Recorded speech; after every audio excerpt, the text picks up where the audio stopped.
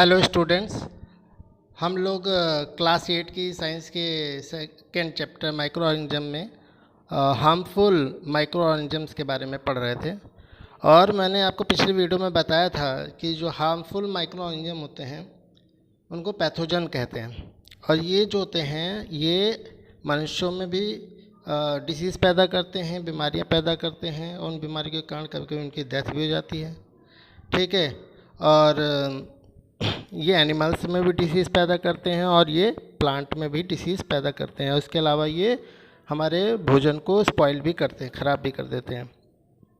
तो पिछले वीडियो में हम लोगों ने ह्यूमन में, मनुष्यों में जो बीमारियां फैलती हैं माइक्रो ऑर्गेनिज्म के कारण और उनके क्या प्रिवेंटिव मेजर्स हो सकते हैं उसके बारे में पढ़ा था।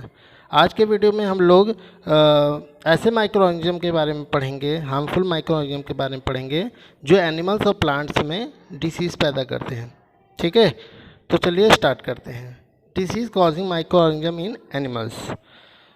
देखिए, कुछ ऑर्गेनिज्म ऐसे होते हैं जो जानवरों में बीमारी के कारण बनते हैं और उनको पैथोजन कहा जाता है। तो यहाँ पर देखिए आपको कुछ लिस्ट दी गई है। ठीक है, इसमें डिसीज़ के नाम बताए गए हैं और उससे कौन अफेक्ट होता है, कौन प्रभावित होता है, उस एनिमल का मतलब बारे में बताया गया है। और उसके बाद कॉसेटिव पैथोजेंस के कारक कौन से होते हैं और उसका ट्रांसमिशन का मोड क्या होता है, किस तरह से वो फैलता है। जैसे एक बीमारी है एंथ्रेक्स, ये बीमारी पशुओं में पाई जाती है और इस बीमारी को फैलाने वाला कौन होता है? बैक्टीरियम होता है। ठीक है, और ये कैसे फैलता है? ये फैलता है ग्रेजिंग करने से, यानी घास चरने से। जब वो घास चरते हैं तो ये जो बैक्टीरिया होते हैं ये इनके जो है मुंह से होते हुए स्टमक में पहुंच जाते हैं और ये बीमारी जो होती है एंथ्रेक्स फैलाते हैं। इसी तरह से फिन रॉट जो मछलियों में पाया जाता है। ठीक है, और इसका कारण कोई फंगस या बैक्टीरिया हो सकता है। और ये ऐसा क्यों होता है? जब ये कंटामिनेटेड वाटर, ऐसा पानी पीते हैं जो क्या होता है जिसमें बैक्टीरिया फंगस लगा होता है, या इनको कभी इंजरी हो जाती है तो इंजरी से भी जो है ये फंगस बैक्टीरिया जो है फिश के सही में पहुंच जाते हैं और ये बीमारी इनको हो जाती है। तो इस तरह से और भी सारे बीमारियों के नाम दिए गए हैं, उनके सोर्सेज बताए गए हैं, मोड बताया गया है। ठीक है, तो आप ये समझ जाएंगे ठीक है कि हार्मफुल माइक्रो ऑर्गेनिज्म जो है वो एनिमल्स में डिसीज़ कॉजिंग का एक कारण होता है। ठीक है, आइए हम पढ़ते हैं ऐसे डिसीज़ के बारे में जो प्लांट्स में माइक्रो ऑर्गेनिज्म के कारण होते हैं। ठीक है, देखिए पौधे भी जो होते हैं ना क्या होते हैं, बीमारियों से सफ़र करते हैं, मतलब प्रभावित होते हैं उनसे, उनका जीवन कठिन हो जाता है, ये बहुत परेशान होते हैं वो। ठीक है, और ये जो बीमारियां होती हैं वो वायरस के माइक्रो ऑर्गेनिज्म के कारण होती है, माइक्रोब्स के कारण होती हैं। ठीक है, जो है, और इन बीमारियों के अलग अलग पैथोजेंस होते हैं। ठीक है, मतलब अलग अलग माइक्रो ऑर्गेनिज्म अलग अलग बीमारी के कारक होते हैं। ठीक है, अब इससे होगा क्या? इससे होगा ये कि अगर इनमें पौधों में ये बीमारियां लगेगी तो उनका जो प्रोडक्शन रेट है, यानी जो क्रॉप यील्ड की जो प्रोडक्टिविटी है वो कम हो जाएगी। यानी अगर मान लीजिए गेहूं के पेड़ में फसल में अगर ये बीमारी लग जाए, कोई बीमारी लग जाए पौधों वाली, तो इससे क्या होगा? जो मान लो 4 कुंटल अगर गेहूं पैदा होता होगा तो वो 1 कुंटल पैदा होगा। तो हमें कितने कुंटल का? 3 कुंटल का नुकसान हो गया बीमारी होने के कारण। या कभी कभी तो बहुत कम भी पैदा हो जाता है। ठीक है, तो ये नुकसान होता है, उनकी प्रोडक्टिविटी रेट गिर जाती है बीमारी के कारण। अभी जैसे आप ही देख लो, अगर आपसे कहा जाए कि जो है आपकी जो है तबीयत ख़राब हो जाए, आपसे कहा जाए कंपनी में काम करो, तो जितना आप रोज़ पर डे काम करके निकाल देते थे 10 फाइल 15 फाइल, उतना आप नहीं कर पाओगे। 2 ही फाइल निकाल लो, ये बहुत बड़ी बात है ना? तो उसी तरह पौधों में भी होता है। ठीक है, अच्छा, अभी इन पौधों में इन बीमारियों को कंट्रोल कैसे किया जाता है? इनको कंट्रोल करने के लिए कुछ केमिकल्स जो हम लोगों ने पिछले चैप्टर में पढ़ा भी था, ठीक है, कि इंसेक्टिसाइड और जो फंगोसाइड वगैरह वगैरह केमिकल जो है हम लोग डालते थे फसलों के पेड़ों के ऊपर, जिससे क्या होता था, ये माइक्रोब्स जो है वो मर जाते थे।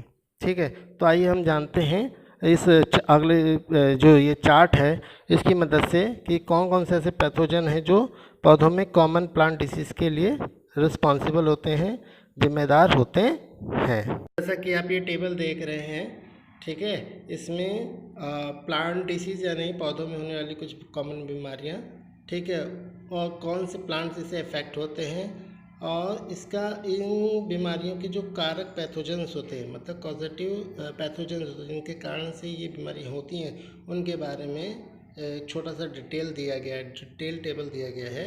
ठीक है, जैसे आप एक बीमारी है रूट रॉट्स की, ये जो रूट रॉट्स होता है ये जनरली सभी तरह के पौधों में पाया जाता है। और इसका मेन कारण कौन होता है? फंजाई जो होता है, जो माइक्रो ऑर्गेनिज्म है, जो पैथोजन है, वो जो है वो रूट कॉर्ड्स नाम की बीमारी को फैलाता है और सभी तरह के पौधों में ये बीमारी पाई जाती है। इस तरह एक बीमारी है विल्ट जो है आप देखोगे वो पोटैटो के पेड़, ठीक है, अल्फाल्फा जो होता है पेड़, और जो बड़े बड़े लंबे लंबे ट्री होते हैं उनमें जो है विल्ट का बीमारी पाई जाती है। ठीक है, और ये जनरली फंजाई के कारण होता है। इसी तरह एक ब्लाइट नाम का रोग होता है जो फल वाले पेड़ों में, सब्जियों के फसलों में इत्यादि में देखा जाता है, और इसका मेन कारण कौन होता है? बैक्टीरिया होता है। इसी तरह से लीफ स्पॉट, ठीक है, पत्तियों में छोटे छोटे स्पॉट बन जाते हैं। ठीक है, ये जनरली बीन्स के प्लांट्स में, पीस के प्लांट में, कॉटन के प्लांट में ये जो प्लांट होते हैं ये अफेक्टेड होते हैं इस बीमारी से। ठीक है, अफेक्टेड होते हैं इस बीमारी से, और इसका जो कारण होता है वो कौन होता है? बैक्टीरिया होता है। इसी तरह पत्तियों में जो पीलापन आ जाता है, येलोइंग हो जाती है, वो जो बीमारी होती है येलोइंग वाली, वो बार्ली, पोटैटो और शुगर बीट के जो प्लांट्स होते हैं उनमें जनरली देखा जाता है।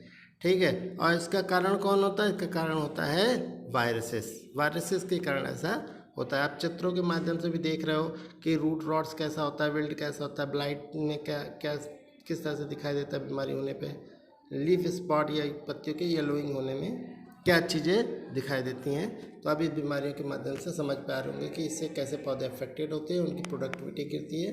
ठीक है, तो इस तरह से आज हमारे दोनों जो है टॉपिक, जो एनिमल में बीमारियों के पैथोजन होते हैं और प्लांट्स में होते हैं उनके बारे में हमने कल पढ़ ली, मतलब हमने इस बारे में पढ़ लिया।